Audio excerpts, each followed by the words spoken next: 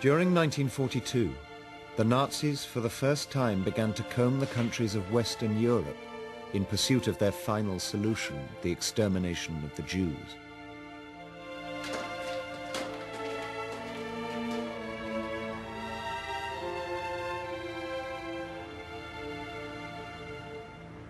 Even taking Jews from as far afield as the British Channel Islands. By higher order, you and those family members dependent on you shall be evacuated.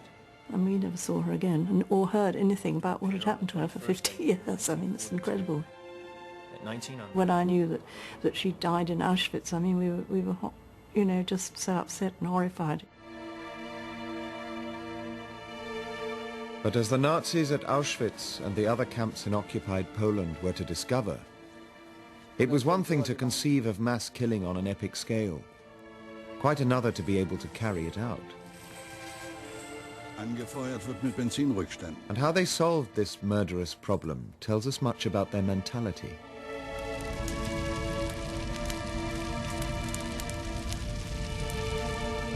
In 1942, through a horrific process of trial and error, these Nazis created something entirely new in history: killing factories capable of murdering millions.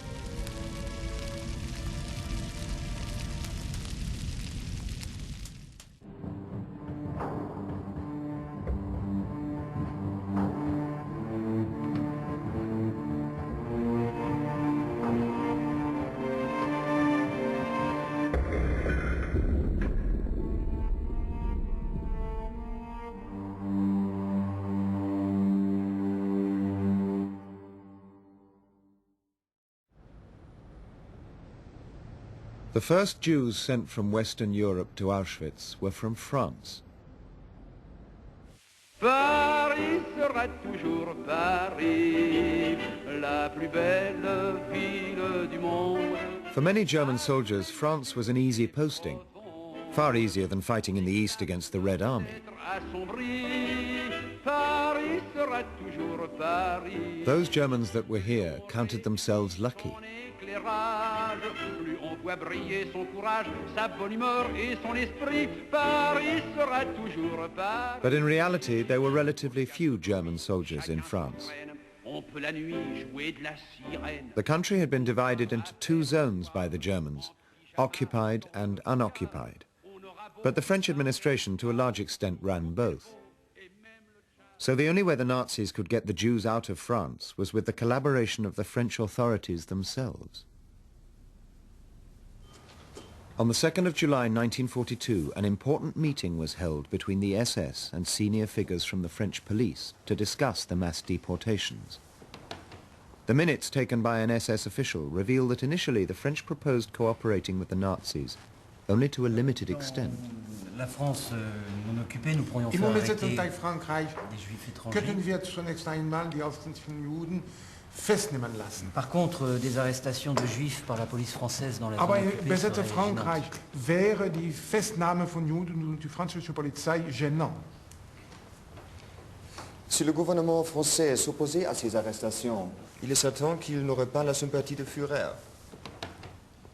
The French authorities knew that if they didn't cooperate, they faced the anger of the Germans. But they didn't want to hand over French Jews. So this was their solution. Puis-je vous faire une proposition? Lassen Sie mich einen Vorschlag machen. Nous sommes prêts à arrêter autant de Juifs que vous voudrez dans Wir toute la erklären France, uns bereit, so viele Juden wie wir wünschen, y compris dans la zone occupée, einschließlich dem besetzten Gebiet. mais seulement des Juifs de nationalité étrangère. Aber nur Juden ausländischer Staatsangehörigkeit. Bon, ce serait au moins un premier pas.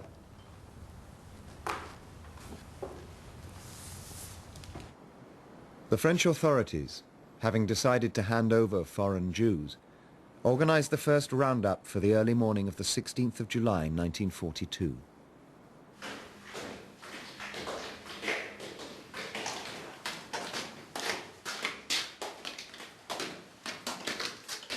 In the 20th arrondissement of Paris, French police paid a visit to the Mullers, originally from Poland.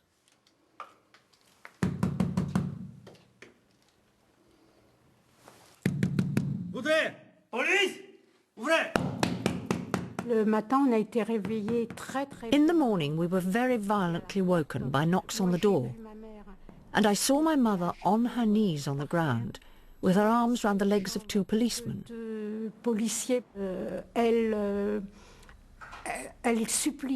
She was begging them to leave us. She was begging them. She was screaming and crying. And I saw the policemen, well, the inspectors, who were pushing her back with their feet. Annette Muller, her youngest brother Michel, and her mother. I remember we were a bit frightened because it was so early in the morning. They told us to take 3 days' worth of food. I seem to remember they said for 3 days, but that didn't worry me. It wasn't so much that I trusted my country's police, but rather that I completely trusted my mother.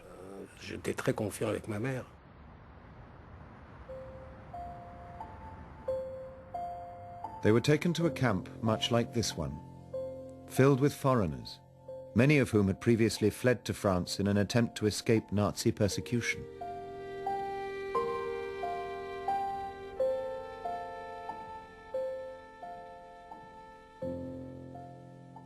I wasn't really that worried.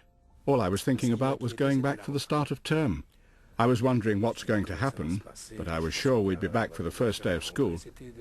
That was my main concern. Yeah. In the early days of the deportations, the Nazis' immediate request was just for Jewish adults, who would then be worked to death. So Adolf Eichmann of the SS, who was organizing the deportations, did not initially give permission for the children to be sent east with their parents. Hören Sie, das wird noch ein Nachspiel geben. Heil Hitler. So in early August 1942, at the camp at Beaune-la-Rolande, the French police broke up the families.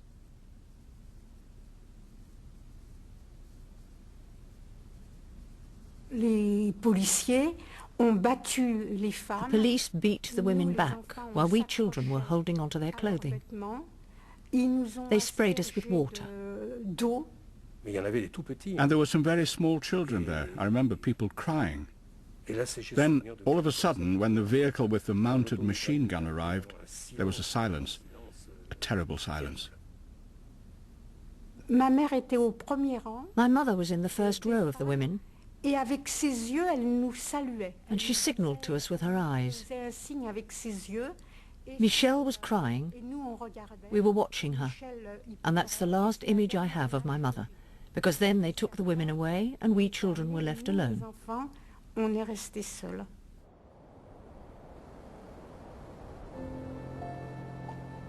Over the next few weeks, the children who had been taken from their parents were transferred here, to Drancy, in the suburbs of Paris.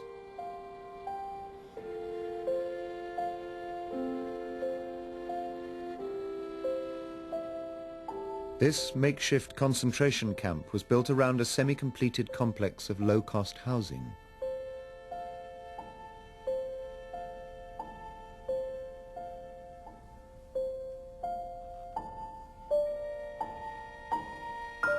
The eldest of the newly arrived children was around 14 years old. The youngest, about 2. A handful of the adults already imprisoned at Drancy tried to do what they could for them. The children were surrounded by these little insects, and their appearance was already lamentable. They were very, very dirty, and all of them had dysentery. We tried first of all to make lists of their names, but most of them didn't know their family names.